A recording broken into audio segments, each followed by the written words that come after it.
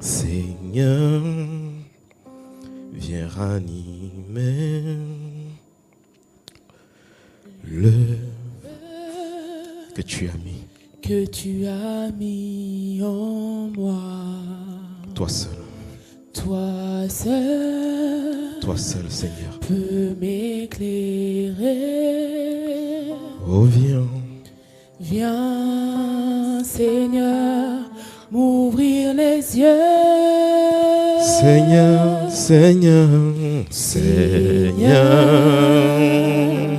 viens ranimer en moi le feu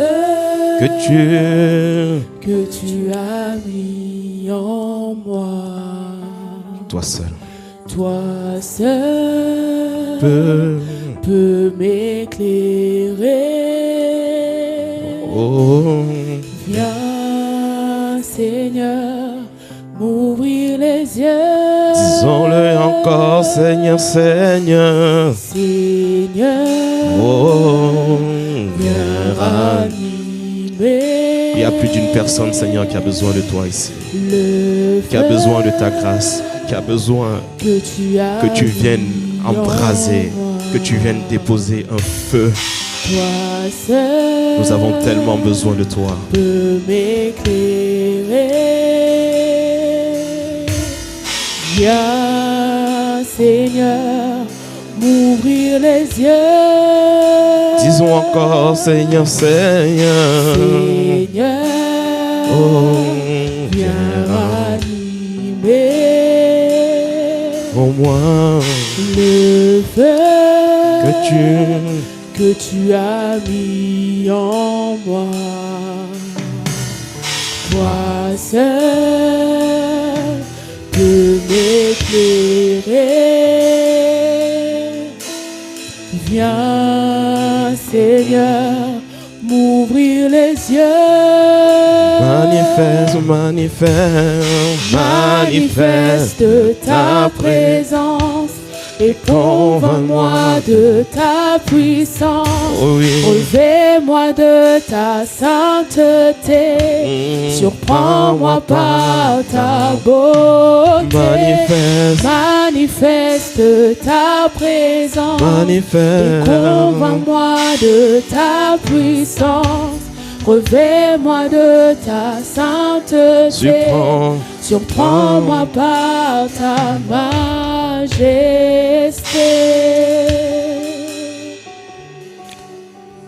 Seigneur, nous avons tellement besoin de toi. Il y a quelque chose qui doit sortir de nos vies. Et nous sommes là ce matin, assoiffés de toi, Seigneur. Assoiffés de ta présence. Déterminés à te voir. Déterminés, Seigneur, à vivre les projets que tu as formés pour nous. Alors viens nous embrasser de toi. Viens déposer ce feu. Viens déposer ce feu à l'intérieur de nous. Ce feu qui va nous amener à faire tes projets, à faire ce que tu attends de chacun d'entre nous. Seigneur, la saison est favorable. L'enfantement est là. Après avoir porté des projets divins, après avoir porté pendant des mois, pour certains pendant des années, nous savons que le mois est favorable, Seigneur. Nous savons que le mois est là. La saison est arrivée. Le temps est arrivé. Le moment est là. Le moment est là. Le moment est là, Seigneur, où ma vie doit te révéler. Alors, Seigneur, viens fortifier les entrailles spirituelles, afin que quelque chose sorte de moi, Père. Nous avons besoin de toi. Nous avons besoin de toi. Viens le faire. Viens le faire, Seigneur. Nous avons besoin de toi. Plus d'une personne ici, Seigneur, soupire, te désire, te réclame, Seigneur. Il y a quelque chose qui doit arriver. Il y a un réveil spirituel dans ma vie qui doit arriver. Il y a un réveil dans mes finances. Il y a un réveil, Seigneur, dans mon couple. Il y a quelque chose qui doit arriver. Il y a un enfantement, il y a un bébé, une promesse qui doit être enfantée. Alors, Seigneur, viens m'embraser afin que je sois capable de pousser pousser pour amener à la manifestation ce que tu as dit, ce que tu as déclaré. Nous sommes là dans ta présence, Seigneur. Viens embraser une personne, viens fortifier une personne. Que ta présence soit palpable en ce lieu. Nous voulons aller à une autre dimension de toi. Que ta présence en moi devienne réelle. Que ta présence en ce lieu, en nous, Seigneur, dans nos vies, devienne plus palpable. À partir de ce jour, je veux une autre dimension de toi. Une autre dimension d'embrasement de ton feu. Une autre dimension où ta visibilité devient palpable dans ma vie. Une autre dimension où toi seul, Seigneur, est attesté. Que lorsqu'on regarde ma vie donne envie. Que ma vie ne ressemble plus à un désert. Que ma vie ne ressemble plus, Seigneur, à la stérilité. Pourquoi les hommes diront-ils, mais où est donc ton Dieu? Pourquoi autour de moi, Seigneur, les nations me questionneraient alors que tu es là? Ce matin, Seigneur, je veux te dire que ta présence en moi, Seigneur, vienne m'amener à enfanter les projets que tu as prévus pour moi. Que ta présence en moi devienne réelle.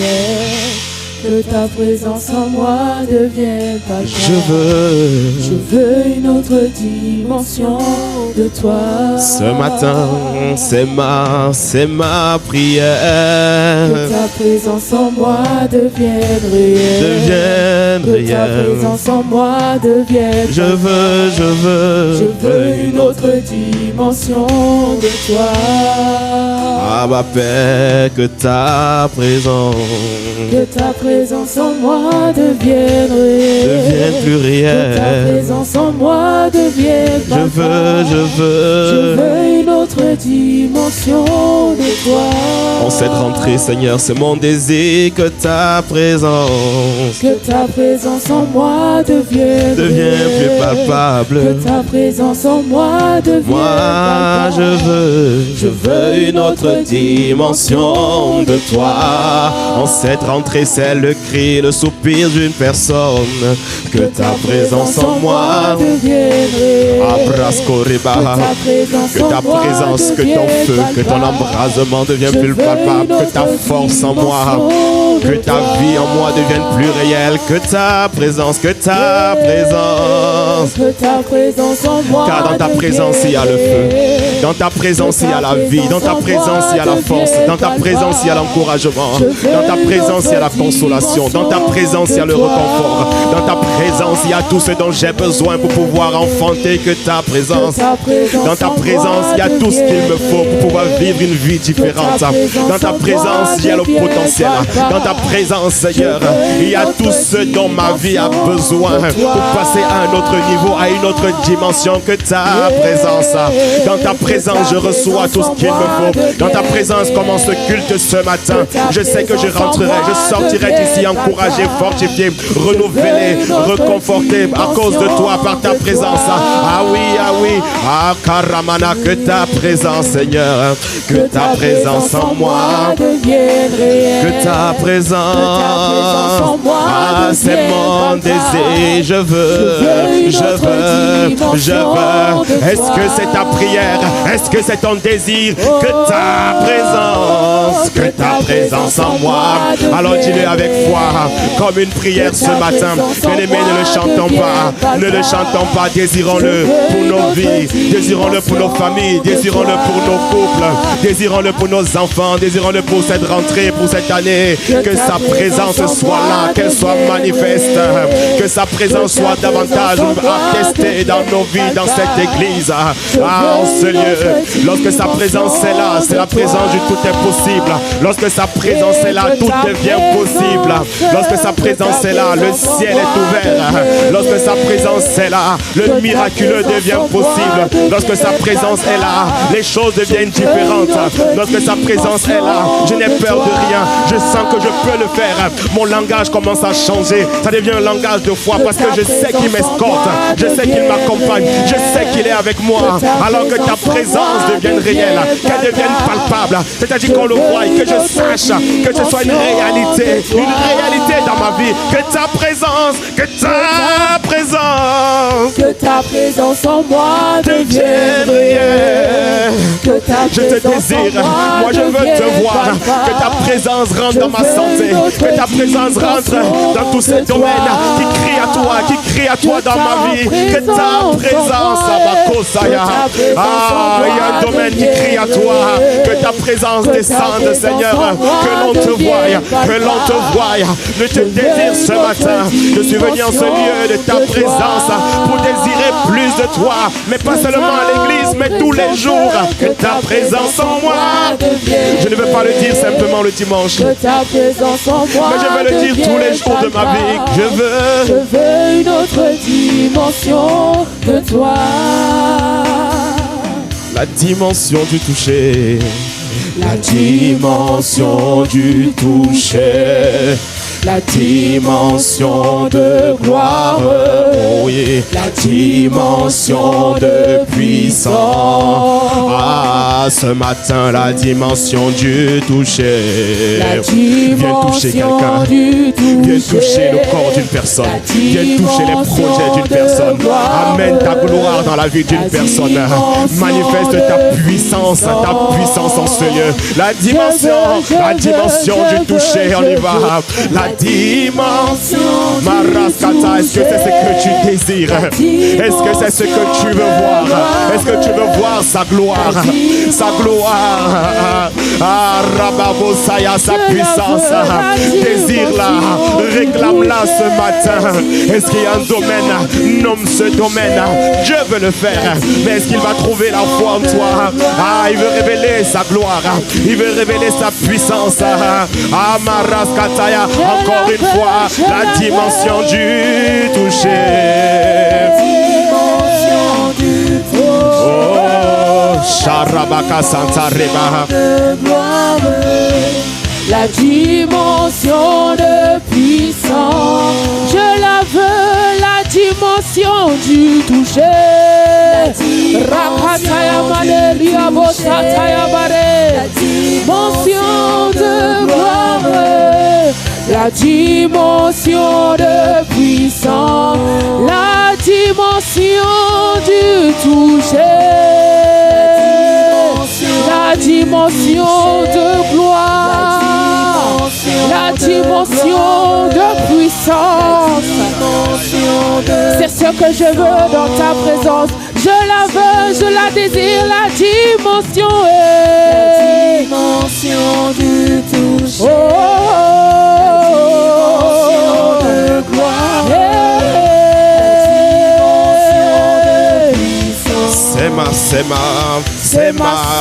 C'est ma saison. Rabasaya, c'est la saison d'enfantement, bien-aimé.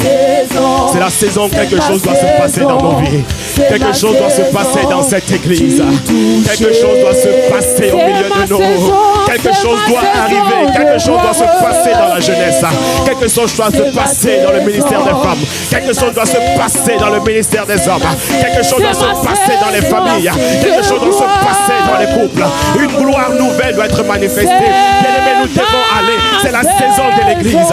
C'est la saison de l'enfantement. C'est la saison où quelque chose de bon, quelque chose de glorieux, où la puissance de Dieu doit se manifester, où la gloire de Dieu, les dons spirituels doivent être révélés. Jésus doit être glorifié au milieu de nous. C'est la saison où les choses doivent arriver. C'est ma saison. C'est ma saison. C'est notre saison.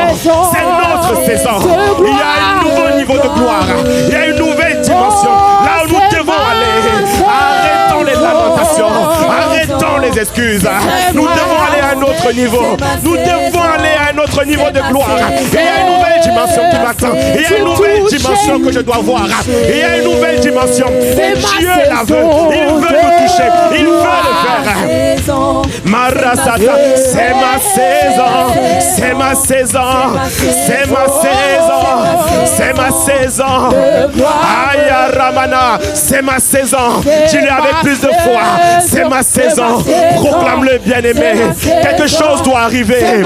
C'est la saison d'enfantement. C'est la saison d'accouchement. C'est la saison où Dieu doit se glorifier. Où ma lumière doit briller. Où les nations doivent marcher à ma lumière. C'est la saison où le chômage s'arrête. C'est la saison où les alternances affluent. C'est la saison où les stages viennent. C'est la saison où le travail est déversé. C'est la saison où les âmes viennent. C'est la saison où nous sortons. C'est la saison où nous glorifions le Père. C'est la saison où nous le voyons. La maturité est là. Quelque chose doit sortir. Un enfantement doit sortir. Ma vie doit porter plus de fruits.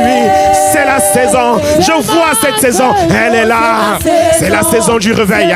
C'est la saison de la visibilité de Christ. C'est la saison où les nations doivent le voir.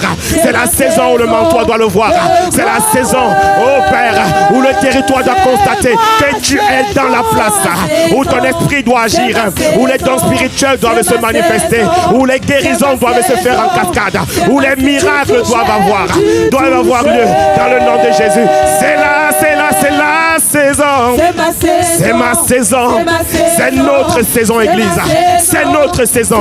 Lorsqu'on dit c'est ma saison, c'est notre saison. Lorsque l'Église rentre dans une autre dimension, toi aussi tu es rentré dans une dimension. C'est ma saison. Marose Katap. C'est ma saison. Du toucher. Allez, rien que le peuple. C'est ma saison, c'est ma saison. Et la batterie. C'est ma saison. C'est ma saison. Proclamons-le avec plus de foi. Appelle une nouvelle saison dans ta vie. Appelle une nouvelle saison dans ton vie. Appelons une nouvelle saison dans les familles, dans les couples, dans la vie de nos enfants. Les choses qu'on disait avant hier, on ne doit plus les retrouver. Il y a une nouvelle saison qui doit s'ouvrir. Il y a une nouvelle saison qui doit apparaître. La saison de timidité est finie. La saison de tiédeur est terminée. C'est la saison, c'est ta saison. C'est la saison où tu rentres dans le véritable toi, dans ta véritable nature, dans la véritable, ton véritable toi doit paraître. Ce qui est à l'intérieur de toi et où tu te demandais comment est-ce que ça va sortir. C'est la saison où ça apparaît. Proclame-le, appelle-le, déclare-le. Oh Makaterebaha, la vie et la mort sont au pouvoir de la langue. Déclare-le, déclare la vie avec cette langue et appelle cette saison dans ta vie. Appelle cette saison dans ton couple. Appelle cette saison dans la vie de ton conjoint, dans la vie des membres de ta famille qui ne connaissaient pas le Seigneur. Dis que c'est la saison du salut. C'est la saison du salut. C'est la saison où les choses deviennent différentes. C'est la saison où Jésus sera glorifié. C'est la saison. C'est la saison. C'est la saison. Kabarosiabaha. Appelle cette saison. Proclame cette saison. Appelle. Rakasi Katamaha. Dans ta propre vie. Proclame-le. Déclare-le. Quelque chose de différent. C'est la fin du statu quo. C'est la saison où je rentre dans mes projets. Où je rentre dans l'appel. Où je rentre dans la destinée. Où je rentre dans la vision. Où je rentre dans le véritable. Dans ce que Dieu a dit. Il a dit car je connais les projets que j'ai formés pour vous. Projets de paix et non de malheur. Afin de vous donner un avenir et de l'espérance. C'est la saison où je rentre dans ces projets-là. Seigneur, j'ai longtemps traîné avec les mêmes choses. C'est la saison où je sors du statu quo. C'est la saison où je quitte les anciennes montagnes pour voir de nouvelles montagnes. Où je quitte les anciens problèmes pour voir de nouvelles situations, de nouveaux problèmes. Les anciens problèmes vont passer. Et il y a une nouvelle dimension qui m'attend. C'est la saison. Appelle cette saison. C'est la saison où il y a une pluie qui arrive. Il y a une pluie qui arrive. Appelle cette saison dans ta vie. Deviens le prophète de ta vie. Deviens le prophète de ta propre vie. Et appelle cette saison. Dans cette saison, qu'est-ce que tu vois? Dans cette saison, qu'est-ce que tu vois? Dans cette saison, qu'est-ce que tu vois? Est-ce que tu vois toujours la maladie? Est-ce que tu vois chaque jour les cycles de recommencement? Est-ce que tu vois des douleurs? Je vois des douleurs. Rebaskata rebaha, sharabaosa, ribaskata yaba. Les règles douloureuses s'arrêtent ici ce matin au nom de Jésus. Je vois la fin des règles douloureuses. J'entends cycle de recommencement. Les règles, c'est quelque chose qui arrive chaque fois. Mais ce sont des règles douloureuses. Est-ce que tu t'attends à les continuer à les voir? Père, dans le nom de Jésus-Christ, arrête cela. Et souffle une nouvelle saison dans la vie d'une personne. Et arrête tout cela dans le nom de Jésus-Christ. Les cycles où je vais à l'hôpital chaque fois, où je vais pour refaire les mêmes choses, des mêmes scanners, où des choses et pas ça reviennent. Père, arrête cela dans le nom de Jésus. Une nouvelle saison, une nouvelle saison, une nouvelle saison, une nouvelle saison, une nouvelle saison, une nouvelle saison dans le travail. C'est fini le statu quo. C'est fini, je change de CDD en CDD, d'intérim en intérim, de travail précaire à travail précaire. Seigneur, arrête cela dans les vies. Arrête cela. Nous demandons la fin, une nouvelle saison de stabilité dans les familles, une nouvelle saison de stabilité dans le travail. Dans le nom de Jésus-Christ, Seigneur, souffle une nouvelle saison sur ton église, une nouvelle saison dans la vie des membres, une nouvelle saison dans nos vies. Amarosi Katayabaha. Appelle cela. Seigneur, nous le proclamons, nous le déclarons dans le nom de Jésus-Christ. Dans le nom de Jésus, et quelque chose se passe. Quelque chose arrive.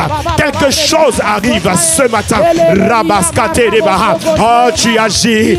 C'est la saison. C'est ma saison.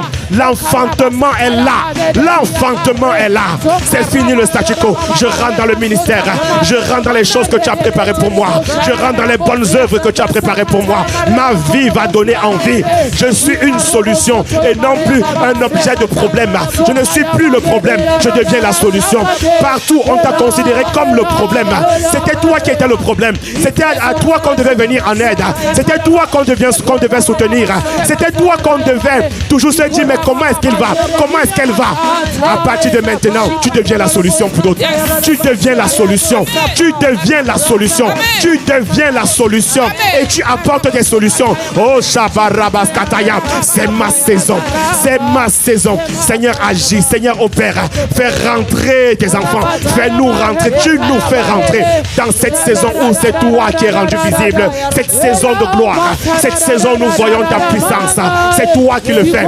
C'est toi qui le fais. Dans le nom de Jésus. Aramana Saya. Sema, Sema, Sema. Shereba Osaya. C'est ma saison. C'est ma saison. C'est ma saison. C'est ma saison. C'est ma saison. C'est ma saison. C'est ma Du toucher. C'est ma saison. C'est ma saison. C'est ma saison. C'est ma saison. Oh, c'est ma saison. Dieu. De gloire.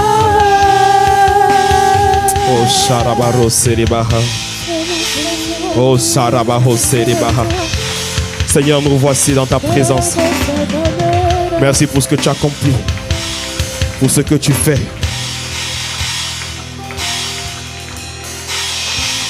À partir de ce mois de septembre, tu nous fais vivre des choses différentes. Je disais, tu nous fais vivre des choses différentes. Amen. Les situations d'hier, nous ne les vivrons plus par ta grâce. C'est ma saison. C'est ma saison. Et c'est une saison qui commence. Lorsqu'elle passera à une autre saison, ce sera pour une autre saison d'une autre dimension de gloire. Parce que nous ne retournerons plus. Nous ne retournerons plus. C'est notre saison. C'est la saison de cette église. C'est une église qui a été localisée parce que tu as des projets.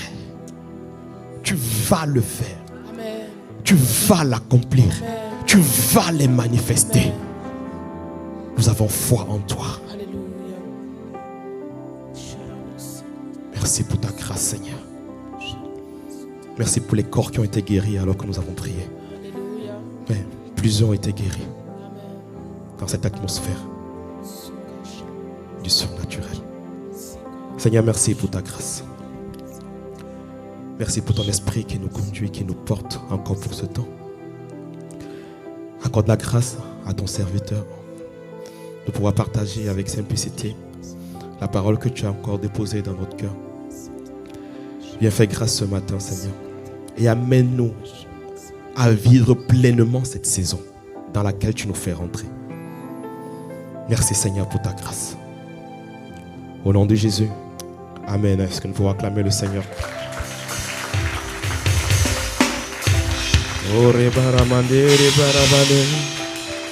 Je disais, est-ce que nous pouvons acclamer le Seigneur? Tu n'acclames pas ton voisin. Nous acclamons le Seigneur, le roi des rois. Nous acclamons Jésus. Jésus.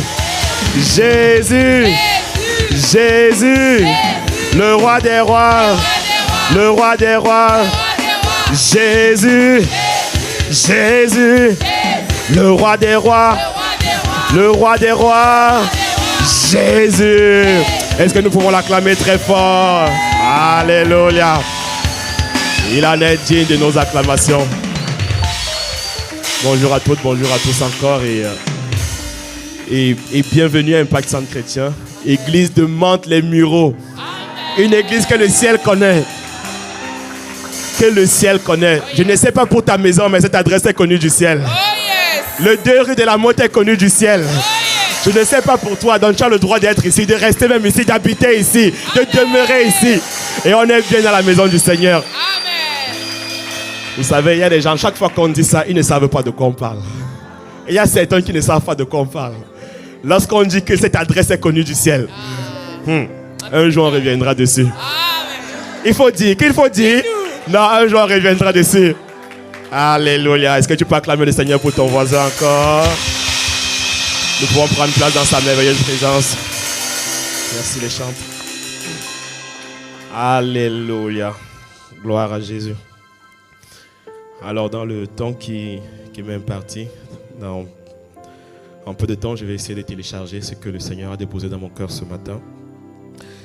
Et je crois que ça va nous faire du bien. Amen. Parce qu'il y a une nouvelle saison qui arrive. Il y a une nouvelle saison, pas qui arrive, mais qui est là. Qui est là. Et la semaine dernière, nous avons commencé à en parler. Et nous avons parlé de « Il y a les autres ». Dis avec moi « Il y a les autres ». Oui, parce que le Seigneur ne s'intéresse pas qu'à notre vie. Le Seigneur s'intéresse également à la vie des autres. Et il y a les autres. Et Dieu voudrait que nous également, Église, nous nous intéressons aux autres. Parce que la réalité, c'est que nous sommes dans les temps de la fin. Et parce que nous sommes dans les temps de la fin, la Bible dit que dans les temps de la fin, l'amour du plus grand nombre va se refroidir. Matthieu 24, verset 12. Et l'amour du plus grand nombre va se refroidir. Pourquoi? À cause de l'iniquité qui va s'augmenter. Et ça, nous le voyons. Et donc, l'amour va diminuer. Et l'apôtre Paul pouvait encore enchérir par rapport à cela en disant, dans les temps de la fin, les hommes seront égoïstes, amis de l'argent. En tout cas, seront égoïstes. Et donc, les gens pensent beaucoup à eux. S'intéressent d'abord à moi. S'intéressent à qu'est-ce que Dieu va faire de moi. Ou alors, ils s'intéressent essentiellement, même quelquefois. Le moitrimonisme, l'égoïsme, ça remplit le cœur des hommes. Et malheureusement, ça remplit également le cœur de l'Église. Mais ce ne sera pas ton cas au nom de Jésus. Et le Seigneur nous a interpellés. Église, il y a les autres. Le Seigneur a... C'est pour cela, parce que comment est-ce qu'on sait que Jésus s'intéresse aux autres? Déjà avant de partir, il nous a dit, allez et faites de toutes les nations des disciples. Il a dit, allez, ne restez pas. Ne restez pas seulement entre vous. Allez. Allez pourquoi? Parce qu'il y a les autres également. Parce qu'il y a les autres à l'extérieur. Il n'y a pas que nous, il n'y a pas que vous. Allez vers les autres. Lorsque Jésus était sur la terre, lui notre modèle par excellence, Jésus allait vers les autres. La Bible dit dans Acte 10, verset 38, vous savez comment Dieu a oint de Saint-Esprit de puissance Jésus-Christ de Nazareth qui allait de lieu en lieu. Et qui faisait quoi? Qui faisait du bien et qui guérissait tous ceux qui étaient sous l'emprise du diable, car Dieu était avec lui. Lorsque Jésus était sur la terre, il allait de lieu en lieu. Il allait de maison en maison. Un jour, Jésus s'est retrouvé dans la maison de Zachée. Un jour, Jésus s'est retrouvé dans la maison de Marie et de Marthe. Un jour, Jésus s'est retrouvé dans la maison de Simon le pharisien. Et un jour, Jésus s'est retrouvé également dans ma maison. Et c'est comme ça que j'ai donné ma vie au Seigneur. Jésus s'est retrouvé également dans ta maison. C'est comme ça que tu es ici aujourd'hui. Jésus s'est retrouvé dans nos maisons. Et il nous a visités. Et il a transformé nos vies. Et de la même manière, Jésus voudrait qu'au travers de nous, nous puissions continuer cette œuvre parce qu'il y a les autres. Jésus, au travers de ma vie, de ta vie, voudrait visiter également d'autres personnes. Alléluia. Afin que les personnes le rencontrent, les personnes le connaissent. Il y a les autres. Dites avec moi, il y a les autres. Il y a les autres. Et Dieu est intéressé par les autres. Il est intéressé par les autres, pourquoi? Parce qu'il veut leur faire du bien. Il veut les guérir. Les messages extraordinaires, magnifiques, qui nous encouragent, qui nous boostent, qui nous permettent de pouvoir tenir, que nous écoutons ici dans la grande famille Impact Centre Chrétien. Des messages qui nous donnent de la foi. Je me rappelle toujours pendant le confinement, je vais dire, si ce n'était pas les ICC chez vous, c'est ça? ICC chez vous, chez toi-même. Ce sont des moments qui nous ont encouragés, qui nous ont permis de garder la foi, permis de pouvoir traverser cette période de confinement sans être dans la dépression. Et c'est la grâce de Dieu qui l'a fait. Mais d'autres ont besoin également d'écouter ces choses. D'autres ont besoin également de pouvoir être encouragés, de pouvoir sortir de la dépression, de pouvoir sortir du découragement. Il y a des personnes qui ont des maladies dites incurables, mais la grâce de Dieu est capable de pouvoir les sortir de là. Et ils ont besoin de toi, ils ont besoin de moi. Les autres, le Seigneur veut les utiliser, veut nous utiliser, afin de pouvoir faire du bien. Nous sommes le prolongement de Christ sur la terre. Il allait de lieu en lieu pour faire du bien et il veut continuer de le faire au travers de toi et de moi, au travers de chacun d'entre nous, au travers de son église. Alléluia. Je suis d'accord avec ça, donne-moi un bon amen. Église, nous sommes la lumière du monde. Le monde est dans les ténèbres. Et notre lumière doit briller. Notre lumière doit briller. Et notre lumière va briller par la grâce de Dieu. C'est la saison. Mais la réalité, c'est que nous avons... Une fois qu'on dit cela, est-ce que beaucoup de chrétiens alors brillent? Est-ce que beaucoup vont vers les autres? Est-ce que beaucoup s'intéressent même réellement à ça? Parce qu'on en parle à l'église. Mais quand tu vois la mobilisation des chrétiens, même seulement pour venir à l'église le dimanche, hey, pour eux-mêmes déjà. Et pourtant, vous savez, parfois les gens ont pris l'église en fait de manière trop religieuse. Ils ont enfermé cela dans une sorte de religion, de spiritualité, tout simplement. Bien sûr, c'est une spiritualité. Parce que là, le monde est spirituel, en réalité. Mais on a mis trop l'église dans la religion en disant, ah, bon, si j'y vais pas, en tout cas. Moi, j'ai ma vie, j'ai mon travail là-bas, j'ai des enfants, j'ai mon couple. Ça, c'est le concret là-bas. L'église, là, c'est pour... voilà, il faut quand même que, comme j'ai grandi à l'intérieur, les parents m'ont amené à l'église déjà tout petit. Donc il faut seulement que je continue d'y aller. On a mis cela dans la religion. Ça n'a rien à voir. Ici, c'est la famille de Dieu. Ici, c'est là où les enfants de Dieu se réunissent. Et on s'encourage. On communique la pensée de Dieu pour aller briller dans le monde. Pour aller éclairer à l'extérieur. Ce n'est pas un système religieux. Ce n'est pas un système où on vient seulement pour entendre des dogmes, des manières de faire. Et après, bon, on a bien entendu pour aujourd'hui. C'était un très beau sermon. On a fait une belle louange. C'était bon, les 2h30. J'ai validé mon dimanche. Et après, c'est bon, je vais passer à autre chose. Hey, c'est pas ça. Et alors, nous avons plein d'excuses. Nous avons plein d'excuses pour ne pas prier. Et ce matin, c'est de ça qu'on va parler. Des excuses qui nous empêchent d'aller vers les autres. Des excuses qui nous empêchent de prier. Parce qu'avant de continuer à parler d'évangélisation, des systèmes, des mécanismes, comment on fait pour aller vers les autres, pour être des bons samaritains, pour aller vers le prochain, quelles sont les techniques d'évangélisation? Il y a déjà quelque chose sur lequel le Seigneur déposé, en fait, que le Seigneur mettait l'attention dans mon cœur. C'est que l'église a beaucoup d'excuses.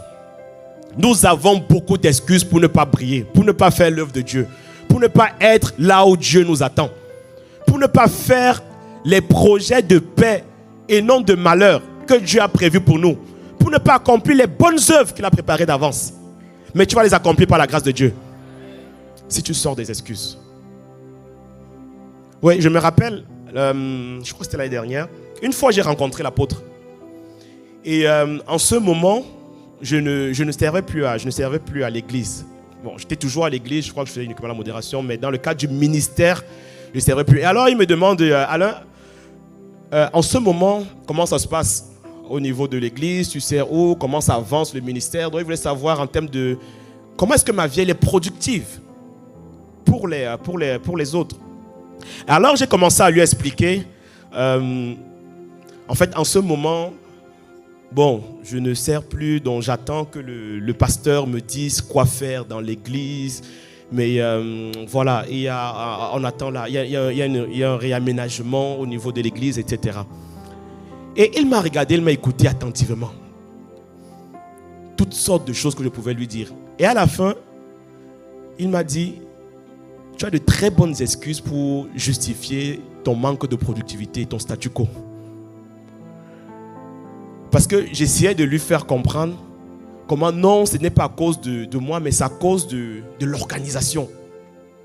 Il me demande, mais pourquoi est-ce que depuis ce temps, tu n'as pas créé une plateforme en ligne pour pouvoir parler en fait, pour pouvoir prier avec des personnes, pour encourager d'autres personnes?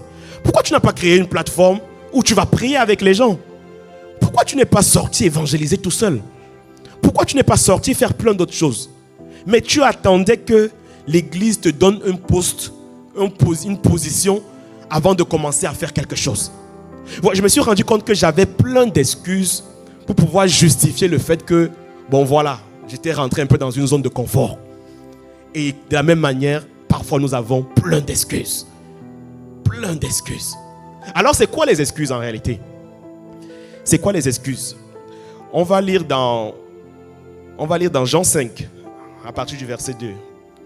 Une personne qui avait de très bonnes excuses. Jean 5, à partir du verset 2. La Bible nous dit que à Jérusalem, donc on est à Jérusalem, ça nous situe. C'est l'histoire du paralytique. À Jérusalem, près de la porte des brebis, il y a une piscine qui s'appelle en hébreu Bethesda. J'ai avec moi Bethesda. Et qui a 5 portiques. La suite. Et sous ces portiques étaient couchés en grand nombre des malades, des aveugles, des boiteux, des paralytiques qui attendaient le mouvement de l'eau. Car un ange descendait de temps en temps dans la piscine et agitait l'eau. Et c'est lui qui descendait le premier, après que l'eau avait été agitée, était guéri. Quelle que fût sa maladie. Quelle que fût sa maladie, il était guéri. Que le Seigneur guérisse quelqu'un ici ce matin. Quelle que fût la maladie avec laquelle tu es arrivé. Ici c'est Bethesda. Là se trouvait, verset 5, là se trouvait un homme malade depuis 38 ans. Ça faisait longtemps. Jésus l'ayant vu coucher et sachant qu'il était malade depuis longtemps, lui dit, veux-tu être guéri? Veux-tu être guéri? Le malade lui répondit, ah Seigneur, tu vois, je n'ai personne pour me jeter dans la piscine. Quand l'eau est agitée et pendant que j'y vais, un autre descend avant moi. Aïe. Alors Jésus a compassion de lui. Il lui dit, lève-toi, lui dit Jésus, prends ton lit et marche. Alléluia. Prends ton lit et marche. Là, on est en train d'acclamer pour la guérison dans tous les cas.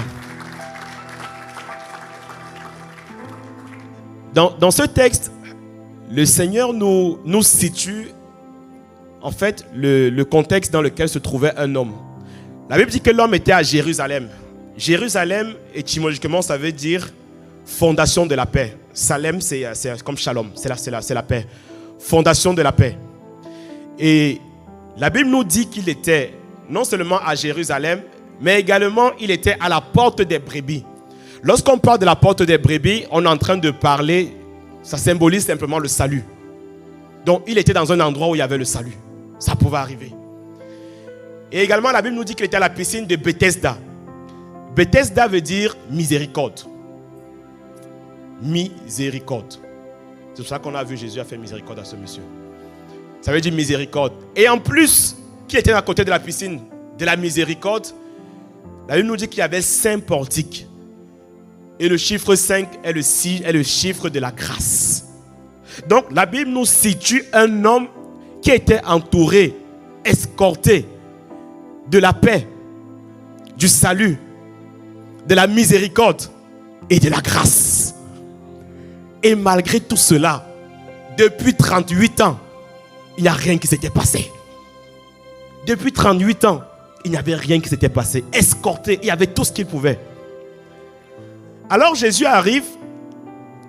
Par compassion, Jésus veut guérir cet homme.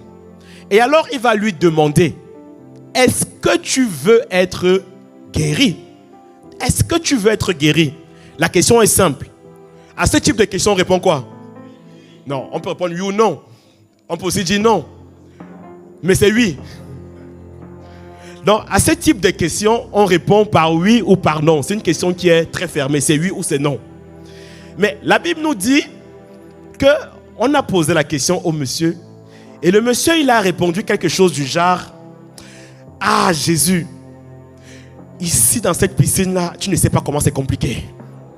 Et lorsque je dois sauter, il n'y a personne pour me jeter dans l'eau.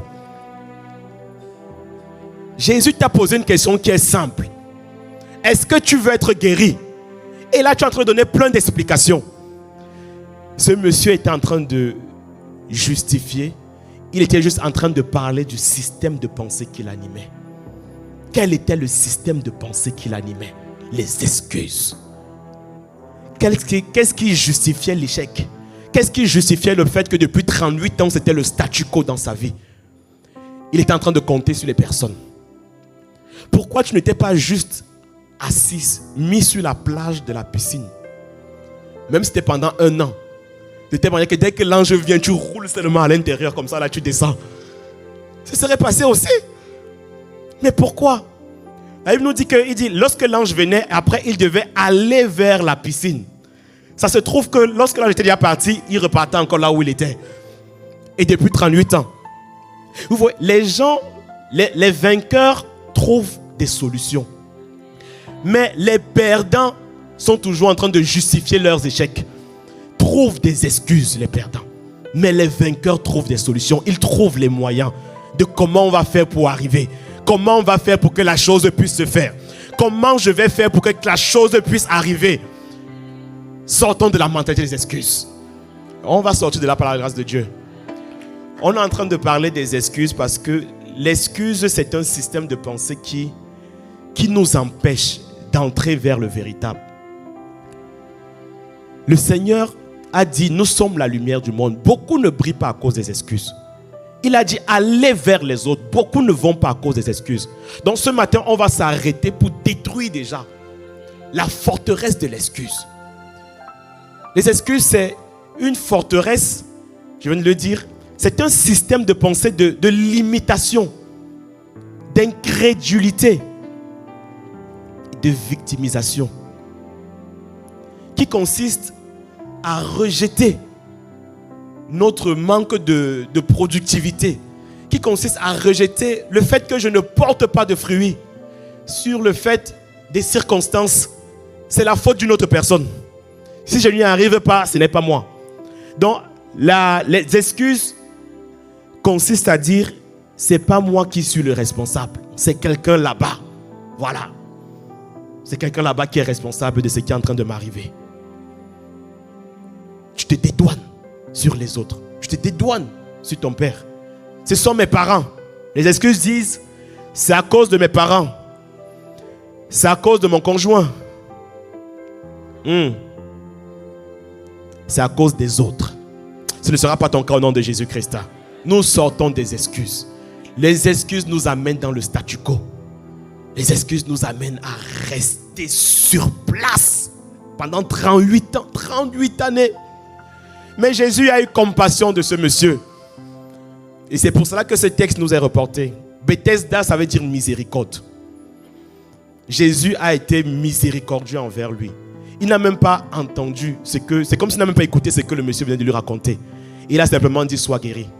Et il a été guéri sur place par la grâce de Dieu. Il a pris. Il a été guéri par la grâce de Dieu. Que le Seigneur, même si nous avons marché dans les excuses, que le Seigneur nous accorde dans sa miséricorde ce matin au nom de Jésus. Là où nous avons donné des bonnes excuses, nous avons marché dans des vaines manières de faire que le Seigneur agisse dans sa compassion aujourd'hui. Qu'il fasse grâce. Qu'il fasse grâce. La grâce est là ce matin pour quelqu'un. La miséricorde est là ce matin pour quelqu'un. La porte du salut est là pour quelqu'un ce matin. Jésus est là pour quelqu'un ce matin. Il va faire grâce. Mais on va sortir des excuses par sa grâce également. Alors, plusieurs excuses que les gens donnent pour ne pas aller vers les autres. Ou alors que les gens donnent pour ne pas briller. La Bible nous reporte dans Luc 14, la parabole du souper, du grand souper. Luc 14, à partir du verset 16. Jésus lui répondit: un homme donna un grand souper et il invita beaucoup de gens. Verset 17. À l'heure du souper, il envoya un serviteur dire aux conviés: venez car tout est déjà prêt. Mais tous unanimement se mirent à s'excuser. Le premier lui dit: ah, j'ai acheté un champ et je suis obligé d'aller le voir. Excuse-moi, je te prie. Un autre dit: j'ai acheté 5 paires de bœufs et je vais les essayer. Excuse-moi, je te prie. Verset 20. Un autre dit: je viens de me marier et c'est pourquoi je ne puis aller. Le serviteur de retour rapporta ces choses à son maître. Alors le maître de la maison, irrité, dit à son serviteur: va promptement dans les places et dans les rues de la ville et amène ici les pauvres, les estropiés, les aveugles et les boiteux. Et le serviteur dit: maître, ce que tu as ordonné a été fait. Et il y a encore de la place. Verset 23. Et le maître dit au serviteur: va dans les chemins et le long des haies, et ceux que tu trouveras, contrains-les d'entrer, afin que ma maison soit remplie. Car je vous le dis, aucun de ces hommes qui avaient été invités ne goûtera à mon souper. Aucun de ces hommes qui avaient été invités et qui ont donné des excuses ne goûtera à mon souper. Bien-aimés, le Seigneur nous appelle. Mais est-ce que nous allons répondre à cet appel? Le Seigneur nous appelle à briller, à être cette lumière dans le monde. Le Seigneur nous appelle à aller vers les autres. Ici, on parle d'une invitation, c'est un appel. C'est un appel. Lorsque je t'invite à venir chez moi, c'est un appel à venir chez moi. Peut-être qu'on n'appelle pas. Du moins, le Seigneur nous envoie des SMS à venir chez lui. À venir. Ou alors des WhatsApp, si vous voulez. Ou alors des Snapchat. En tout cas, le Seigneur nous appelle. Il nous envoie des invitations. À venir. À faire son œuvre. Et nous avons toutes sortes d'excuses. Et la première excuse, dans ce texte, il y a 3 sortes d'excuses au moins, mais qu'on retrouve à chaque fois, partout. C'est la même chose. Du moins, toutes les excuses rentrent à l'intérieur. La première excuse qu'a donné le premier, il a dit: j'ai acheté un champ et il faut que j'aille le voir. Vous voyez, le champ symbolise un peu l'agriculture. C'est un champ qui va cultiver. Et c'est un champ qui va servir à sa subsistance. Et à cause de moyens de subsistance, il va dire: ah Seigneur, toi-même tu comprends que pour gérer ma famille, j'ai besoin du travail. À cause du travail, beaucoup de personnes ne répondent pas à l'appel de Dieu.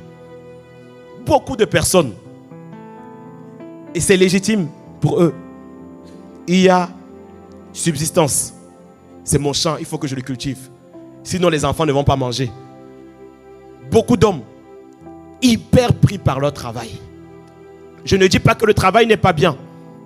Mais lorsque le travail remplace l'appel de Dieu sur ta vie, alors tu es en train de passer à côté de quelque chose.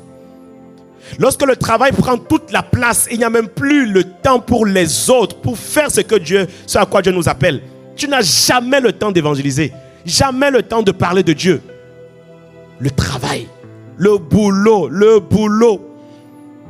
S'il n'y a pas ce boulot-là, je ne sais pas comment je vais payer les loyers, ou bien rembourser l'emprunt bancaire pour la maison ou l'appartement.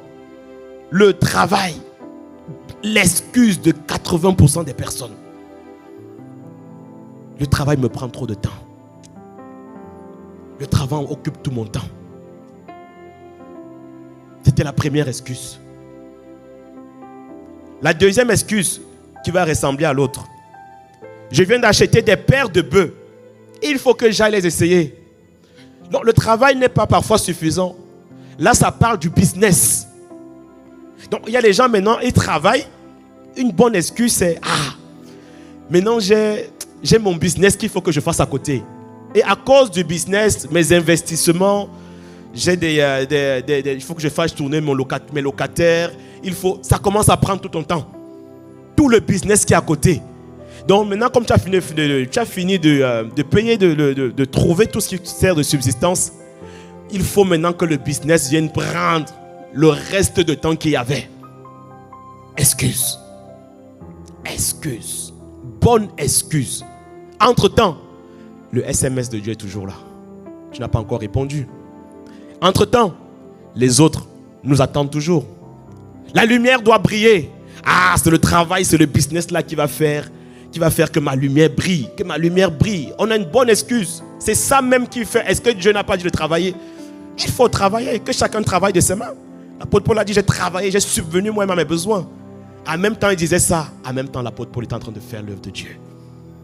L'apôtre Paul, si tu veux savoir, il était constructeur de tentes. Il a travaillé. Mais il a travaillé pour le Seigneur également. Il a fait l'œuvre de Dieu. Il a brillé dans sa génération. Le SMS de Dieu est toujours là. L'appel de Dieu demeure. Allez vers les autres. Il y a les autres. Il y a les autres. Il y a le travail, c'est vrai. Le Seigneur dit, qui à force d'inquiétude ajoutera une coudée à sa vie. Et dans Matthieu 6, il va dire, le Seigneur en donne à ses bien-aimés, même dans leur sommeil. Tu vois, le travail que tu fais avec acharnement, le Seigneur en donne à plusieurs du moins, même dans leur sommeil. Le Seigneur fructifie leur business. Ils fructifient, ils prennent à main l'œuvre de Dieu. Ils s'intéressent aux autres. Parce que lorsqu'on dit l'œuvre de Dieu, parfois tu es en train de dire qu'on me demande de venir dormir à l'église, de venir habiter dans l'église. Ça n'a rien à voir. Il s'agit de répondre à l'appel de Dieu, d'aller vers les autres. Il s'agit de répondre à l'appel de Dieu, de faire du bien. Jésus veut entrer dans d'autres maisons, d'aller, d'encourager. Qui est-ce que tu as encouragé cette semaine? Qui peut dire qu'au travers de ta vie, sa vie a été transformée? Que ta vie est une bénédiction pour elle? À part tes enfants, peut-être ton épouse. Qui peut dire à l'extérieur? Parce que comme on a eu la parole du bon samaritain, qui est ton prochain? Qui sont les autres? Les autres, c'est la personne qui est à côté de toi. Les autres, c'est le voisin du quartier. Les autres, c'est ton collègue de travail. Les autres, c'est ton chef. Au travail également. Les autres, c'est le territoire que le Seigneur nous a donné. Est-ce que nous allons vers les autres là? Et ils nous attendent. Ils nous attendent. Romains 8, 19. La création tout entière soupire à travers la révélation des fils de Dieu. La création attend. Ils attendent. Jean-Baptiste a dit, est-ce toi que nous devons attendre? Est-ce toi que nous attendions ou devons-nous en attendre un autre? Et laisse-moi te dire, parfois, il y a des personnes qui disent, est-ce toi qui devait venir changer nos vies ou est-ce que nous devons en attendre un autre? Il y a des gens qui disent ça te concernant. Est-ce que nous allons répondre à l'appel de Dieu? À l'appel des autres? Pensons toujours en nous. Mon intérêt d'abord. Est-ce que dans ça, est-ce que mon business va prospérer au travers de ce que je vais faire là? D'abord moi. Bien aimé, la mauvaise ou la bonne nouvelle, c'est que ça, on va laisser sur la terre. On va laisser tout ça. Il n'y a personne qui, dans le cercueil, on prend tous ses biens, tous ses milliers, parce qu'il ne va rien faire avec. Et les personnes qui vont rester même après toi, ils vont se bagarrer pour tout ce que tu auras fait. Miséricorde. Et ils seront en train de dilapider tout ce que tu auras peiné sur la terre pour pouvoir dire, il faut que j'accumule. Il faut. Il y a les autres. Les excuses. Un jour, un pasteur racontait cette histoire. Il a rencontré un homme en Hollande. Et le monsieur avait des origines ghanéennes et du coup, il échange avec lui. Et il lui demande, mais dis-moi, bon, tu ressembles pas trop à un Hollandais. Raconte-moi un peu comment tu as fait pour arriver ici. Et le monsieur lui a dit, un jour, j'ai décidé que peu importe ce qu'il arrive, je vais quitter Accra pour aller, pour aller en Hollande. Et ce que le monsieur il a fait, il y avait des bateaux qui quittaient pour aller jusqu'en Hollande. Et il a décidé de se cacher dans la zone de moteur.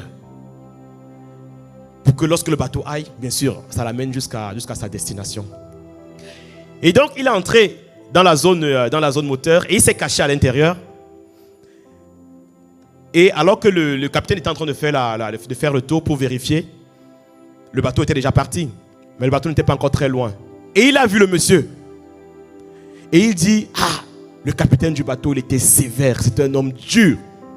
Et il a demandé qu'on le lance dans la mer, qu'on le jette dans la mer. Et il dit, j'ai nagé. Et comme on n'était pas trop loin, il s'est retrouvé sur le rivage. Et il était toujours au Ghana, parce que le bateau n'était pas très loin. Mais il ne s'est pas arrêté là. Il a dit, coûte que coûte, je vais me retrouver de l'autre côté. Et donc, il est encore entré.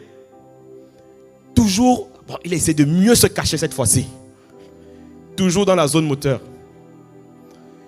Et le bateau est parti. Et malheureusement pour lui, on l'a encore attrapé. Et on l'a balancé encore à l'intérieur de la mer. Je crois que ça devait être un autre capitaine qui ne le connaissait pas. Et donc, cette fois-ci, il a nagé. Et il s'est retrouvé au Libéria. Il a dit, ah, le Libéria. Je préfère encore rentrer au Ghana, je ne veux pas rester ici au Libéria. Donc, il repart au Ghana. Et il n'avait pas arrêté son projet. Il va aller en Hollande coûte que coûte. Et donc cette fois-ci, il était expérimenté. Il savait que là-bas, on m'a attrapé ici, mais il y a un endroit là, ils ne vont jamais passer. Et donc cette fois-ci, il s'est bien caché. Et c'est comme ça que le monsieur s'est retrouvé jusqu'en Hollande.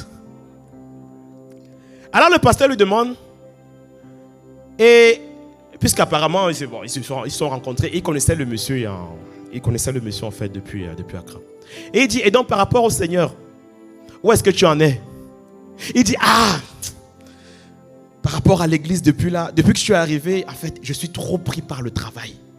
Donc j'ai commencé quelque chose. Le travail me prend beaucoup de temps. Vous voyez, les gens sont prêts à faire tellement de choses, à prendre toutes sortes de risques, sauf pour Dieu. Maintenant, il avait des excuses pour ne pas faire des choses de Dieu. Tellement d'excuses. Mais les excuses nous empêchent d'entrer dans le véritable. J'ai parlé du travail, j'ai parlé du business. La troisième raison, alors là, celle-là, j'aime beaucoup. Je viens de me marier. Et c'est pourquoi je ne puisse aller. Je viens de me marier. Lorsqu'on vient de se marier, il faut au moins 1 an. Le soldat, dans l'Ancien Testament, les soldats, après le mariage, ils avaient 1 an de repos. C'est biblique. Donc, pasteur, donne-moi mes 1 an. Après 1 an, on va se revoir. Hey, je viens de me marier. Ça, ce sont des raisons concernant la famille. C'est à cause de mon conjoint que je ne peux pas. Quand je vois le comportement de mon conjoint, ça ne me donne pas envie de servir Dieu. Quand je vois comment ma femme là se comporte, et en plus elle vient dans l'église là, laissez rester avec votre église là. Si c'est comme ça qu'on se comporte là-bas, mieux on laisse. Je viens de me marier. D'autres, c'est dès que j'ai le premier enfant. Il y a un frère, il a eu son 3e.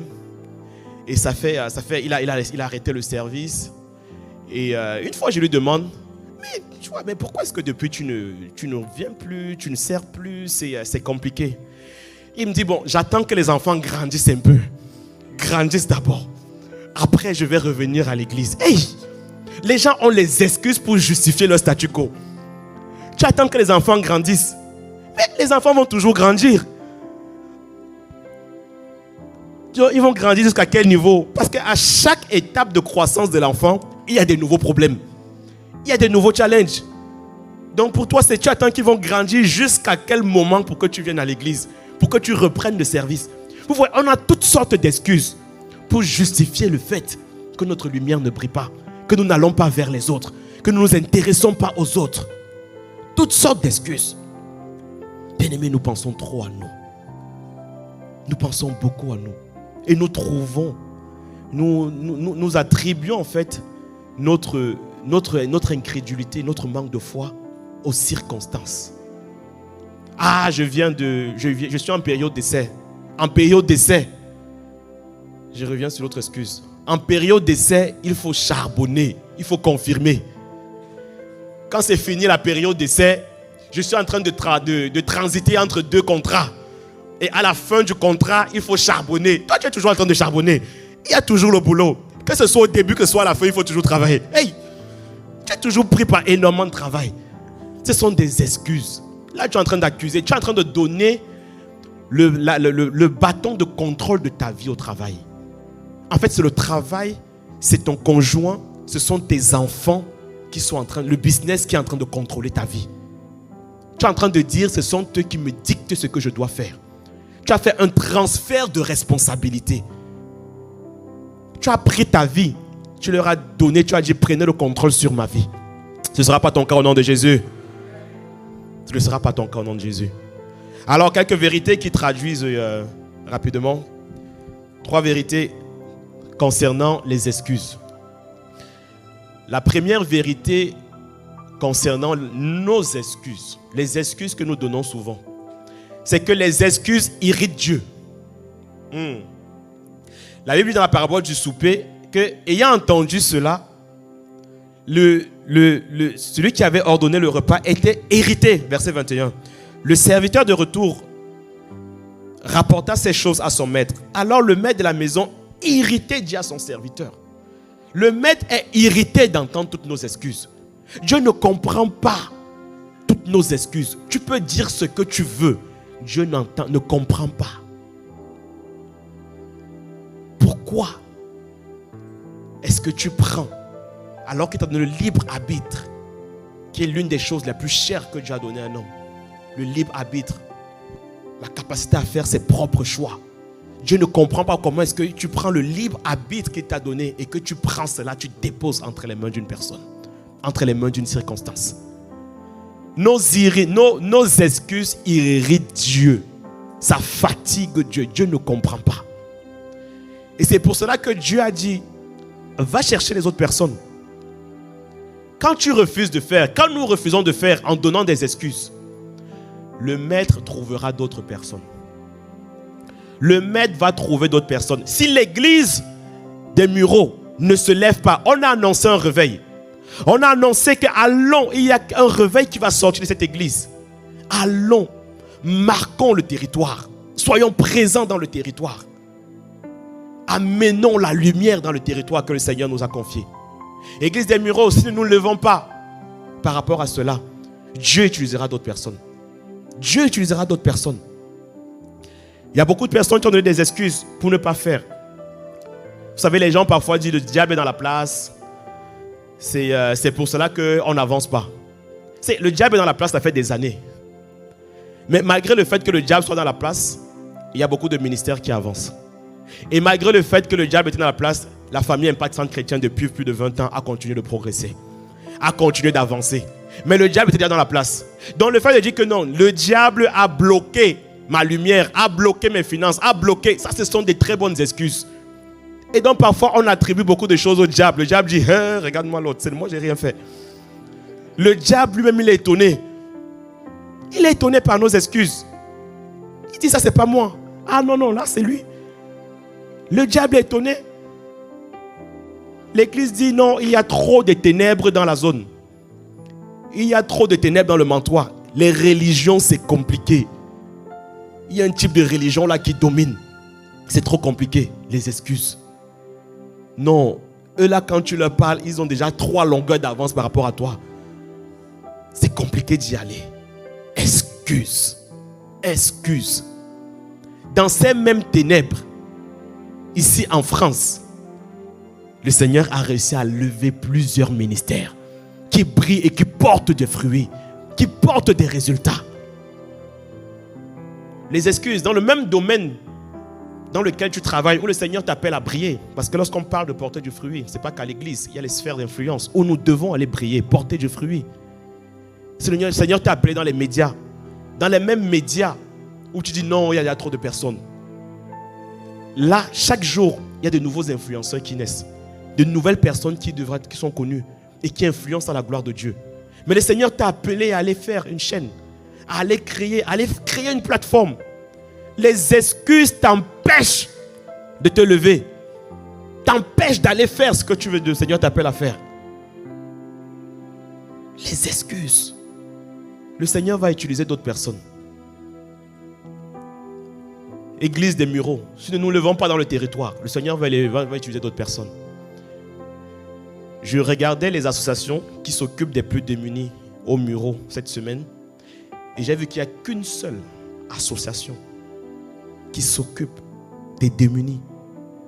Beaucoup d'autres, c'est dans la jeunesse, c'est dans le sport, mais des démunis, des sans-abri. Il n'y a qu'une seule. Le Seigneur voudrait que nous soyons une réponse. Le Seigneur voudrait que nous allons vers eux. Que nous apportons une réponse significative par rapport à cela. Mais est-ce que nous allons nous lever? Il y a le projet de Dieu et il y a ma réponse. Et ce qui bloque beaucoup de personnes, ce sont les excuses.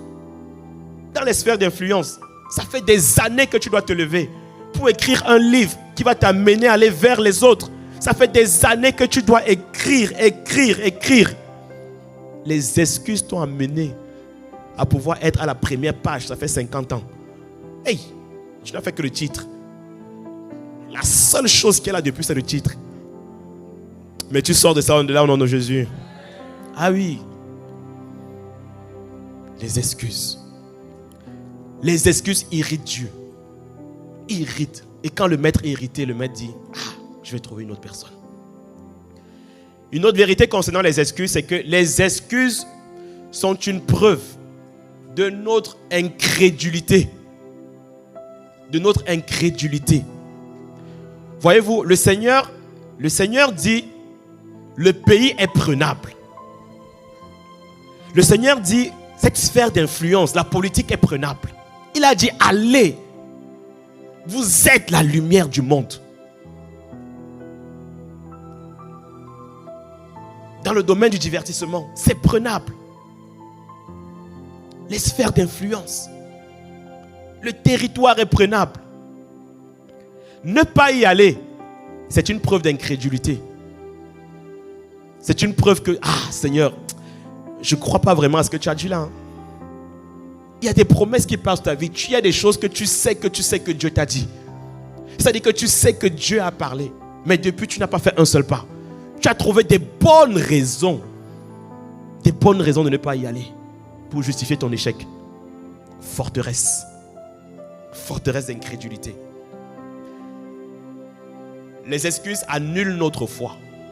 Or, la Bible dit dans Hébreux 6, verset 11. Or, sans la foi, il est impossible d'être agréable à Dieu. Car il faut que ceux qui s'approchent de Dieu sachent que Dieu existe et qu'il est le rémunérateur de ceux-là qui le cherchent. Lorsque tu donnes des excuses, tu démontres que tu n'as pas de foi. Tu démontres que tu ne crois pas en ce que Dieu est capable de faire, que Dieu est capable d'opérer. Parce que la foi parle comme Caleb et Josué, que si Dieu est avec nous, que comme il a dit, que si Dieu est avec nous, nous allons vaincre les géants d'Anak. Le pays est prenable. Et que comme Jésus a dit, allez, nous allons partir. Comme il a dit, voici les miracles qui accompagneront ceux qui auront cru. Voilà les miracles qui vont nous accompagner. Comme il a dit, le pays est prenable, le pays sera prenable, nous allons vaincre. Nous serons plus que vainqueurs par celui-là qui nous a aimés. Ça, c'est ce que dit la foi. Mais les excuses disent, il y a les géants d'Anak dans le pays. Et nous étions à leurs yeux et à nos propres yeux comme des sauterelles. Seigneur, est-ce bien toi? Est-ce que c'est vraiment toi qui as parlé et qui nous envoie? Et vous voyez, l'incrédulité nous empêche de recevoir même les stratégies. Parce que lorsque tu n'as pas la foi, le Seigneur ne sait même pas comment te donner l'orientation pour pouvoir y aller. Lorsque le Seigneur dit à Josué, va, je te livre les territoires. Et lorsque Josué se retrouve dans Jéricho, à Jéricho, comme une personne ici qui se retrouve, en fait, la situation par laquelle tu traverses ressemble à un Jéricho. Et lui que Jéricho était entouré par une forteresse, par plusieurs, et la hauteur, l'épaisseur des murs dans Jéricho était de telle manière il y avait les maisons habitaient dans l'épaisseur des murs. Mais le Seigneur dit à Josué, Jéricho va tomber. Et je vois des Jéricho tomber ici. Jéricho va tomber. Il dit Jéricho va tomber. Ne considère pas l'épaisseur de ces murs. Jéricho était barricadé. La situation était barricadée. Le problème est barricadé. Le couple ne va pas bien. L'enfant, c'est compliqué. Il y a des Jéricho. Mais le Seigneur a dit à Josué, c'est prenable. Il a dit, c'est prenable. Et donc le Seigneur va donner à Josué la stratégie. Et pas n'importe quelle stratégie. Mon gars, fais juste le tour de Jéricho. Oh! Tu sais, quand tu crois, quand tu as la mentalité d'excuse, si on te dit juste fais juste le tour de Jéricho, tu vas dire, ah Seigneur, c'est quelle stratégie ça? Ton affaire là est trop compliquée. En fait, tu ne reçois même pas. En fait, tu ne peux même pas télécharger. À cause même déjà de l'excuse, tu ne reçois pas. Tu n'arrives pas à recevoir. Mais et quand même le Seigneur dit, tu vas dire non, cette affaire-là, hey, regarde la qualité de la montagne. Regarde la qualité de la montagne. Et le Seigneur, parce que Josué croyait que Dieu leur a donné Canaan, leur a donné le territoire. Josué s'est mis en ordre de bataille avec tout le peuple. Il a dit, le Seigneur a dit, faites 7 fois le tour. Et le peuple a fait 7 fois le tour. Et on connaît la suite de l'histoire. Je vois les Jéricho de nos vies tomber. Aucune excuse par rapport à cela. Aucune excuse. Les Jéricho de nos vies tombent. Les montagnes, les forteresses, des choses qui semblent barricader en fait notre héritage. Ça tombe au nom de Jésus-Christ. Ça tombe au nom de Jésus. Pourquoi? Parce qu'on quitte de la mentalité de l'excuse. Et nous croyons que c'est possible. Nous croyons que c'est prenable. Nous croyons que Dieu va le faire. Que Dieu va le faire. Que Dieu va l'accomplir. Que Dieu va le manifester. Que Dieu est avec nous. Et s'il est avec nous, nous avons la majorité. S'il est avec nous, la chose va s'accomplir. La chose va s'accomplir. Et une dernière chose concernant les excuses, c'est que les excuses amènent l'esprit d'échec dans nos vies. Ça fait de l'échec notre consolateur. Et ça fait que nous marchons, au lieu de marcher dans la victoire, nous marchons dans la défaite au quotidien malheureusement. Et malheureusement, beaucoup de chrétiens, malgré le fait que Dieu est avec eux, malgré le fait que le Saint-Esprit est avec eux, beaucoup de chrétiens vivent dans la défaite. Beaucoup de chrétiens n'expérimentent pas les choses que Dieu leur a prévues pour eux. Et l'esprit d'échec vient et il commence à te dire, c'est normal que ça ne marche pas. C'est normal que tu échoues. Dans tous les cas, ce n'est pas ta faute. C'est la faute des autres. Tu vois, ils t'ont rejeté. Tu vois ce que papa il a fait. Les parents n'ont jamais été avec toi. C'est celui-là qui t'a abandonné. C'est le conjoint qui est parti. C'est à cause de lui que tu es dans cet état. C'est à cause de ton patron. Tu vois, s'il t'avait libéré depuis, s'il t'avait donné la promotion là, tu ne seras pas dans la galère financière. C'est à cause du pasteur. S'il prêchait bien, ta vie aurait décollé. C'est à cause de l'église. Tu vois, c'est honteux. Si au moins les gens étaient généreux à l'église, ils auraient trouvé des solutions. Il n'y a rien dans cette église. Et l'esprit de l'échec vient, il te console. T'inquiète pas, moi je suis avec toi. Tous ces gens, ils sont comme ils sont. Mais moi, il n'y a pas de problème. En tout cas, ce n'est pas de ta faute. Ce sont les autres. La France est trop dure. Le gouvernement n'a pas de solution. Ne t'attends pas à eux. Reste là où tu es. Ils sont en train de changer de gouvernement tous les jours. Il n'y a pas de budget depuis 1 an. Mais qu'est-ce qu'on va faire ici? La guerre en Ukraine est venue. Après, on n'a pas eu d'huile. Après, c'était l'énergie. C'est quoi le prochain? Reste là où tu es. Reste là où tu es. Et l'esprit d'échec vient. Et il commence à justifier. Et il te console. Moi, je suis avec toi, tu sais. Il n'y a pas de problème. Restons dans l'échec. Échouons seulement. Et ça va aller. Ça va aller. Pourquoi tu te bats? Pourquoi tu te bats tous les jours? Échouons, on va rester ensemble. Et au moins tu seras tranquille. Je suis le Saint-Esprit, il ne te console pas. Jésus a dit allez. Tu vas et c'est compliqué. Tu vois bien que les gens ne te répondent même pas. Mieux, on t'oublie, on te snob même. Et vous voyez, et l'esprit d'échec vient. Il te console, il te conforte dans ta position. Il te suit bien, il te met bien à l'aise. Bien à l'aise. Et finalement, voilà comment est-ce que les personnes se sont assises sur une vie de défaite, une vie d'échec. Et quand l'esprit d'échec vient s'installer dans ta vie, toute ta vie, excuse, échec, excuse, échec, échec, échec sur échec. Mais ce ne sera pas ton cas au nom de Jésus. Ce ne sera pas ton cas au nom de Jésus. L'excuse veut devenir notre consolateur. Mais le véritable consolateur, c'est le Saint-Esprit. Et il veut prendre notre place. Il veut prendre sa place. Mais ne le laissons pas. Mais ne le laissons pas rentrer à l'intérieur de nous. Ne le laissons pas rentrer à l'intérieur de nous. Je termine en disant, bien-aimé, le Seigneur voudrait que dans cette saison, on va parler d'enfantement, nouvelle saison, que nous puissions porter plus de fruits. Que ta vie, ma vie, nos vies puissent porter davantage de fruits.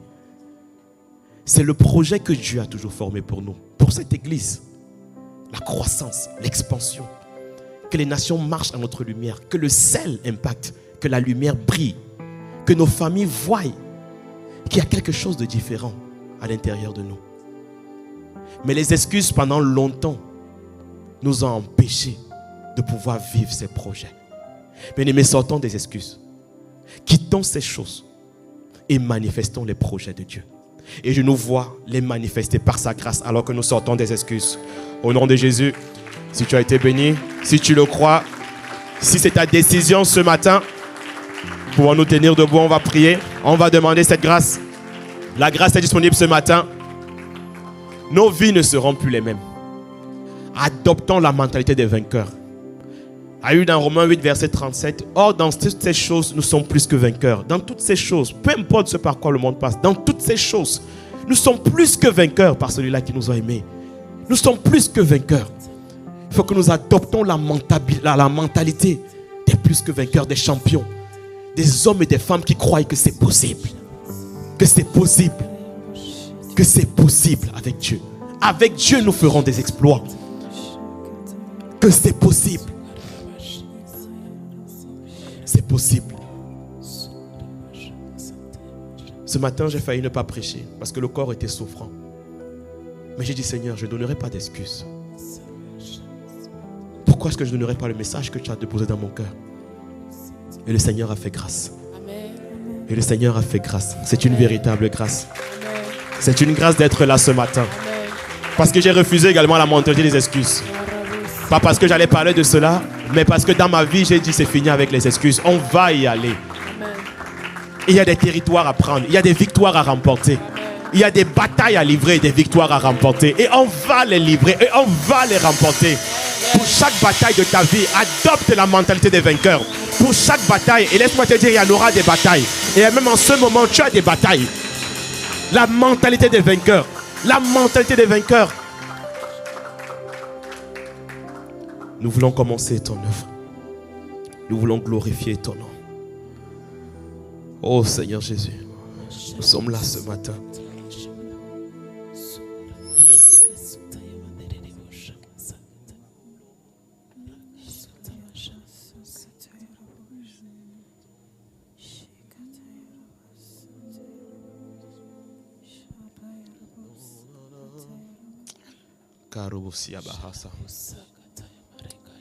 C'est la saison, Seigneur.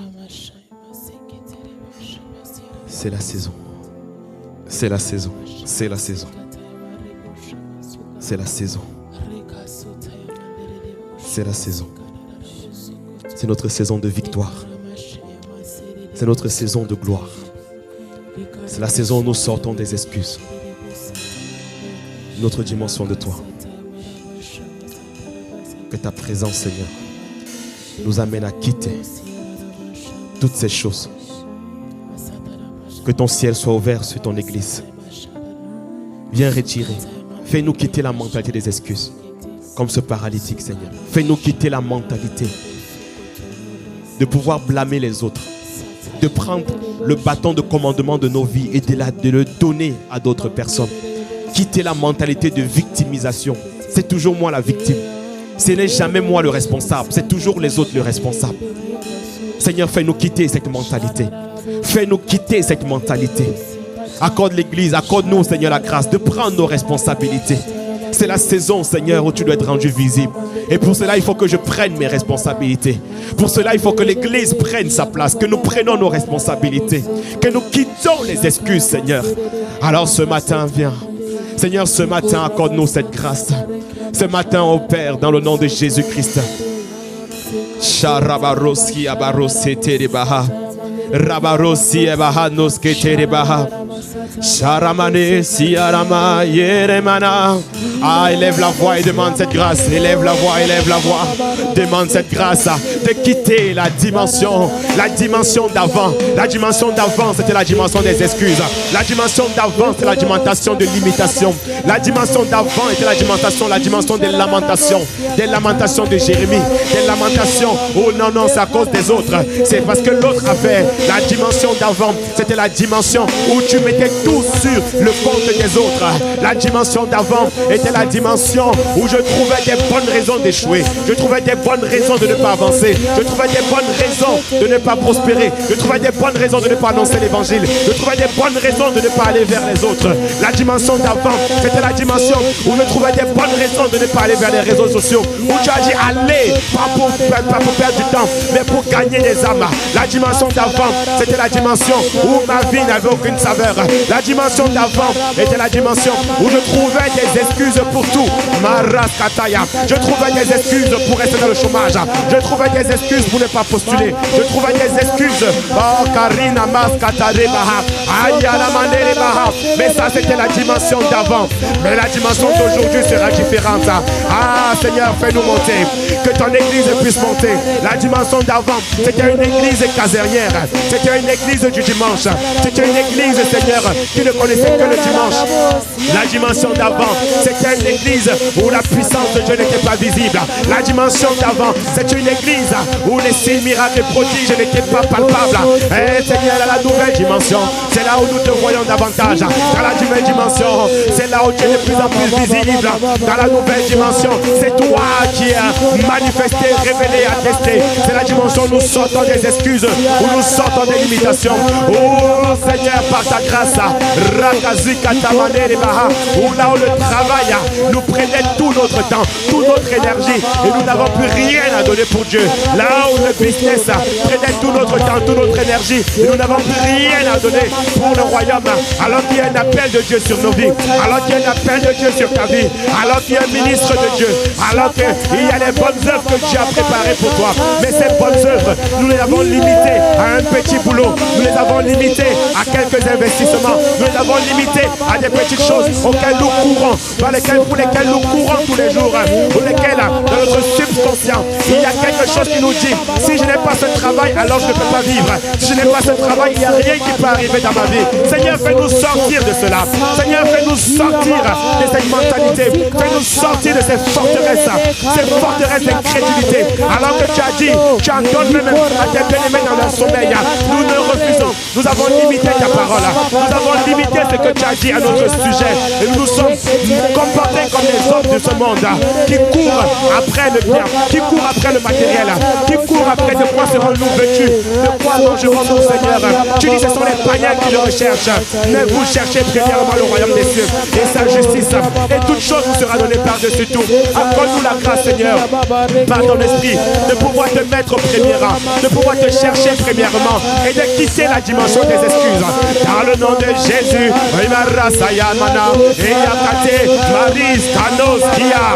tu veux le faire, que ma vie te reflète, que ma vie te glorifie, que ma vie révèle ta gloire, que la lumière que tu as mise à moi brille, éclaire les nations, Seigneur. N'as-tu pas dit, les nations marcheront à ma lumière, les nations marcheront à la lumière de cette église, les nations marcheront à la lumière de mon frère et de ma soeur. Mais où sont ces nations, Père? On ne voit pas ces nations. Accorde-nous la grâce, Seigneur, de sortir de la dimension du moitrimonisme pour penser uniquement à moi, mais de penser aux autres qui doivent marcher à ma lumière, de penser aux autres, Makarousse Ataya, Aya Neriba, Ekatama Neriba, Aya, Sherema, Yanama, et c'est ma saison, c'est ma saison, c'est ma saison, c'est ma saison, c'est la saison où les choses doivent changer, c'est la saison, Seigneur, où les excuses disparaissent, quittent, c'est la nouvelle saison dans laquelle nous rentrons dans le nom de Jésus, c'est la saison dans laquelle tu rentres. C'est ma saison, c'est ma saison, c'est ma saison, les choses ne seront plus les mêmes, les choses ne seront plus pareilles. Il y a une nouvelle gloire qui doit être manifestée, une nouvelle victoire. C'est ma saison, c'est ma saison, c'est ma saison, c'est ma saison, c'est ma saison, c'est ma saison, oh oui, tu touches. C'est ma saison, c'est ma saison, c'est ma saison, c'est ma saison, c'est ma saison, c'est ma saison, oh, c'est ma saison de victoire, de victoire. Ah, c'est ma saison de victoire, c'est ma saison, c'est ma saison, c'est ma saison, c'est ma saison, c'est ma saison, c'est ma saison, de triomphe, de triomphe. C'est ma saison, Seigneur, où je triomphe avec toi. Nous sommes plus que vainqueurs avec toi. C'est ma saison. Ah oui, cette saison, je suis enthousiaste, Seigneur. C'est là où tu nous amènes, c'est là où tu nous conduis. Nos vies vont te donner envie, nos vies vont te glorifier, de victoire et de triomphe. C'est la saison dans laquelle nous marchons, alors que nous laissons les excuses. Ah Père, ma vie ne va pas t'irriter, mes excuses ne vont pas. Je refuse les excuses, je refuse, je crois ce que tu me dis. Et alors que je crois, Seigneur, alors que j'ai la foi, alors je manifeste tous les projets que tu as formés pour moi. Je marche dans cette victoire, je marche dans ce triomphe, je fais des exploits avec toi, dans le nom de Jésus le Christ. Ah Seigneur, merci. C'est ma saison, c'est ma saison, c'est ma saison, ah oui, c'est ma saison, c'est ma saison, c'est ma saison de victoire. C'est notre saison de victoire, Seigneur. Nous serons trouvés victorieux avec toi, Père. Alors que nous refusons ces limitations. Nous refusons les forteresses d'incrédulité, les forteresses de victimisation. Nous sortons de là ce matin et nous croyons que c'est possible avec toi. Nous croyons que tu peux le faire et que tu vas le faire, car tout est possible à celui-là qui croit. Et si tu l'as dit, nous croyons que c'est possible. Alors Seigneur, merci. Merci parce que tu fais rentrer l'Église et donc chacun d'entre nous dans une nouvelle dimension pour enfanter il faut quitter des excuses de ce que, est-ce que vraiment ça va sortir? Et nous allons quitter ces excuses au nom de Jésus. Nous allons quitter ces excuses au nom de Jésus pour vivre une vie de victoire, une vie de triomphe, une vie d'exploit. Car avec Dieu, nous ferons des exploits. Amen. Seigneur, merci pour ta grâce. Je ne peux pas donner ce micro sans donner l'opportunité à une personne qui veut répondre à l'appel de Dieu. On a vu que le Seigneur appelle. Le Seigneur envoie des SMS divins. Il envoie des WhatsApp divins. Et le Seigneur appelle une personne ce matin qui s'est éloignée ou qui veut revenir dans la bergerie, qui a donné beaucoup d'excuses pour s'éloigner de Dieu, pour s'éloigner de la maison de Dieu, pour s'éloigner de la présence de Dieu. Parce que je parle de la maison de Dieu, je parle d'abord de la présence de Dieu. La maison de Dieu, ce n'est pas l'église. Partout, ça peut être une église. Même chez toi, ça peut être une église. On parle de la présence de Dieu. Et ici, il y a une personne qui s'est éloignée de cette présence. Je ne parle même pas de venir à l'église le dimanche. Tu peux être dans un endroit comme celui-ci, mais de manière religieuse. Mais je parle de revenir à lui. Revenir à sa présence. Alors le Seigneur fait un appel. Un appel divin. Un SMS divin. Je me tiens à la porte de ton cœur et je frappe. Alors si quelqu'un entend sa voix ce matin et qu'il veut ouvrir son cœur à cet appel de Dieu, qu'il veut revenir parce qu'il s'est éloigné, ou alors il n'a jamais fait la paix avec le Seigneur et qu'il veut revenir à Dieu, qu'il veut commencer une nouvelle vie avec son Seigneur pour vivre cette vie de triomphe, pour vivre cette vie de victoire. Car il a dit qu'il connaît les projets qu'il a formés pour toi et moi. Projet de paix et non de malheur, afin de nous accorder un avenir et de l'espérance. Dieu t'appelle. Dieu t'appelle. Alors s'il s'agit de toi, alors que tout le monde a la tête baissée, afin de ne pas intimider une personne qui veut revenir au Seigneur, tu vas juste lever les mains, la main là où tu te trouves. On va prier ensemble. Il y a une personne qui veut prier pour dire: Seigneur, je veux revenir à toi ce matin. J'ai donné assez d'excuses. Et ce matin, je veux voir les choses changer. Dieu t'appelle. Ouvre-lui ton cœur. Est-ce que c'est toi? Est-ce qu'il y a une personne qui veut faire la prière de salut ce matin pour revenir au Seigneur? On va prier ensemble. Est-ce que c'est ton cas? Tu peux lever la main bien haut là où tu te trouves. On va prier ensemble. Merci Seigneur. Merci Jésus pour une main qui se lève. Merci Jésus. Je crois qu'il y a encore une personne qui a besoin de faire ce pas pour revenir au Seigneur. Une personne qui a donné beaucoup d'excuses pour s'éloigner de Dieu. Et ce matin veut revenir. Est-ce que c'est toi? Je vois une main. Merci Jésus. Et s'il y a une deuxième personne qui doit revenir au Seigneur ce matin parce qu'elle s'était éloignée, une personne. Est-ce que c'est toi ce matin? Est-ce que c'est toi?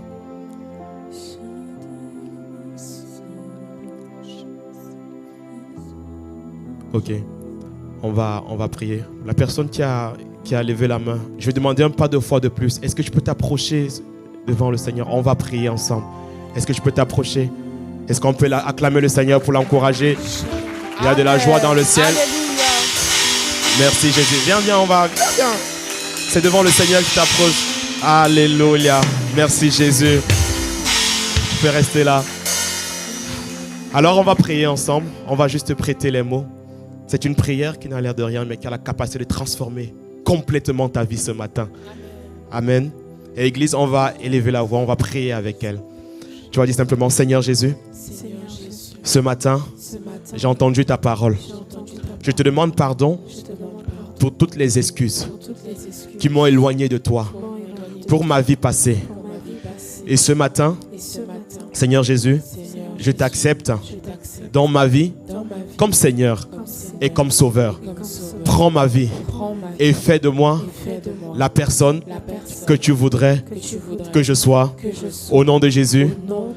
Amen. Amen, amen, amen, amen.